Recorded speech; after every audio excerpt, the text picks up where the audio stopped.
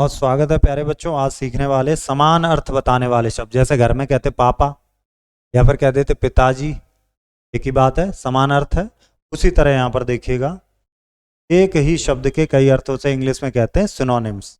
अब जैसे देखिए, फूल है, फूल को कह सकते हैं पुष्प, नदी को कह सकते हैं सरिता, पेड़ को कह सकते हैं वृक्ष, चांद को कह सकते हैं चंद्रमा, हाथी को कह सकते हैं गज और कमल को कह सकते हैं नीरज। बहुत सारे अलग अलग भी शब्द होते हैं, यहाँ पर एक एक शब्द बताया गया इन सब के बारे में। तो ये जो एक समान अर्थ देते हैं इनको कहते हैं समानार्थी शब्द। अब यहाँ देखो कुछ शब्द और हैं। जैसे आकाश को कह सकते हैं नभ, ये याद करना है आपको। आकाश को नभ, आंख को नेत्र, हवा को पवन, पुत्र को बेटा बोलते हैं, पुत्री को बेटी बोलते हैं, दुनिया यानी कि संसार, पिता यानी कि जनक, माता जननी, घोड़ा अश्व, भगवान ईश्वर, गाय को गौ। दिन को दिवस कह देते हैं, रात को निशा कहते हैं, बादल को मेघ, सूरज को सूर्य, जल को नीर भी कहते हैं, शरीर को काया, अध्यापक को शिक्षक, नारी को महिला, मछली को मीन और राजा को नरेश, सांप को सर्प। एक शब्द के और दूसरे भी कई शब्द होते हैं जिनका एक जैसा अर्थ निकलता है, उन्हें कहते हैं समानार्थी शब्द। अब यहाँ देखिएगा, नीचे चित्र में लिखे शब्दों के समानार्थी शब्द लिखे, चलिए लिखते हैं। महिला, महिला को क्या कहेंगे? स्त्री। घोड़े को क्या कह देते हैं? अश्व।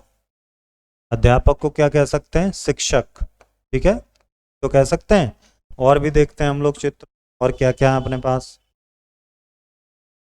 यह है गाय, गाय को क्या कहेंगे? गौ। ऊपर पढ़ा था हम लोगों ने,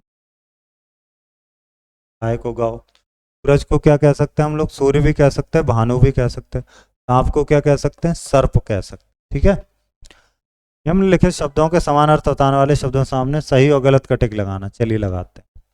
शरीर यानी कि काया, जो सही है वो मैं लगा दूंगा, बाकी जो नहीं लगा रहा हूँ वो गलत हो ही जाएगा।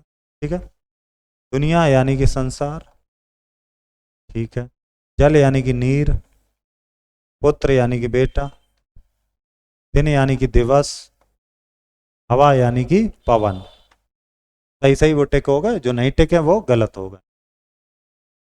रचनात्मक गतिविधि, दो दो समान अर्थ बताने वाले शब्द चुन के उनके सामने वाले चित्र से मिलान करिए। दो दो। चलिए, सबसे पहले मछली, ये रही मछली, और मछली का दूसरा क्या होगा? मीन होगा। ये दोनों इसी के हैं। ठीक है। अब है आग यानी कि अग्नि, ये रही आग, और दूसरी कहाँ अग्नि? दूसरी ये रही।